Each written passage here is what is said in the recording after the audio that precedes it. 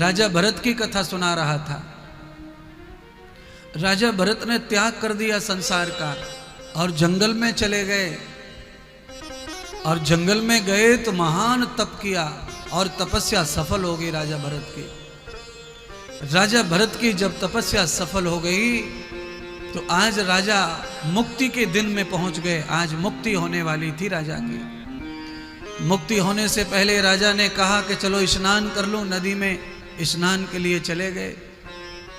कई लोग जब मरते हैं ना, कई लोगों को ऐसी मृत्यु आती है कि मरने से पहले नहा लेते हैं, कपड़े बदल लेते हैं और आसन पर बैठ जाते हैं, कुर्सी सोफा पे, और झट से प्राण निकल जाते हैं।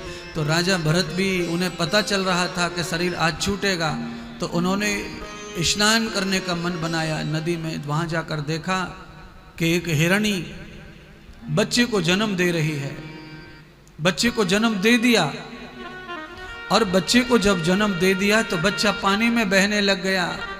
हिरणी रोने लग गई बच्चे के लिए। राजा ने सोचा मेरे सामने ये बालक पानी में बह के मर जाएगा, उसकी मां तड़प रही है, मजबूर होकर खड़ी है दरवाजे पर, किनारे पर, क्या करना चाहिए। थोड़ी देर में देखा कि हिरणी मर गई। अब तो राजा का दिल पिघल गया।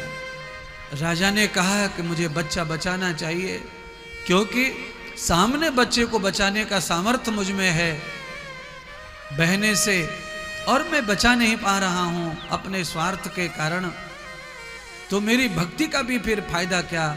भगवान भी पूछेंगे जाकर मुझसे कि तूने ये सेवा क्यों नहीं की थी, तू कैसा भक्त है। तो राजा भरत ने भक्ति और भगवान का ध्यान छोड़ दिया और उस बच्चे पे ध्यान लगा के उसे बचा लिया। अब बचा लिया तो बड़ा मुश्किल में राजा पड़ गए। अब तो बच्चा भूखा, एक ही दिन का बच्चा। अब राजा के खाने की तलाश, अब खाना कहाँ से खिलाएं बच्चे को, दूध ही चाहिए। अब दूध की तलाश, तो राजा ने दूध कैसे ढूंढा, राजा ने कैसे कैसे बच्चे का पालन किया। कथा कहती है, भगवान श्री कहते हैं सूत जी सौनक ऋषि से, नारद जी मैत्रेय ऋषि से कह रहे हैं, अरे मैत्रेय गार्गी, आज राजा भरत का संपूर्ण ध्यान उस हिरण के बच्चे में चला गया। अंत तो गत्वा, ऐसा हो गया कि राजा पूरी तरह पागल हो गए उस बच्चे के पीछे। राजा एक सेकंड भी भगवान का भजन ध्यान बंद कर दिए, सब भूल गए। एक दिन हिरणों का झुंड आया, बच्चा बड़ा हो गया। जैसे ही उसने अपनी जाति को देखा, राजा को छोड़कर बच्चा हिरणों के झुंड में शामिल हो गया और जंगल की ओर भाग गया। अब राजा बच्चे के लिए रोने लगे, राजा मोह में डूब गए। अब राजा भरत बच्चे के लिए डोलते डोलते जंगल में, अंतिम समय राजा का हुआ कि राजा को मौत आ गई। जिस राजा को मुक्ति मिलने वाली थी वो राजा जो है फिर से द्वंद्व में पड़ गया उस हिरण के मोह में। मैं बताना ये चाह रहा था इस कथा से कि आदमी के अंतिम समय भी अगर विचार और चित्त बदल जाए तो उसकी मुक्ति में बाधा आ जाती है, उसके भगवान मिलन में बाधा आ जाती है।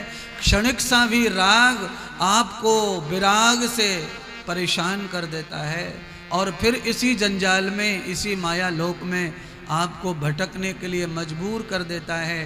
राजा मृत्यु को प्राप्त हो गए तो राजा का चित्त हिरण में लगा था, तो राजा को मरने के बाद में दूसरा जन्म हिरण का मिला। अब आप कल्पना करो, मरते समय आपका चित्त न जाने किस लोक में कहां लगा होगा। सारा भजन, सारा तप जप आपका धरा रह जाएगा। अंतिम समय जो चित्त में लालसा घूम रही होती है, ऐसा जन्म प्राप्त हो जाता है। इसीलिए आप सबको मेरी बात आज से माननी चाहिए कि आपको हर समय अपना चित्त हिरण के बच्चे में नहीं, परमात्मा के चरणों में ही लगा के रखना चाहिए, क्योंकि पता नहीं कहाँ कब कैसे मृत्यु आए। मुक्ति का समय टल ना जाए, परमात्मा के मिलन का समय टल ना जाए, और वो समय बता के नहीं आता। किसी को नहीं पता रहता कि आज मैं मुक्त हो जाऊंगा संसार से, कोई नहीं जानता है, किसी को नहीं पता।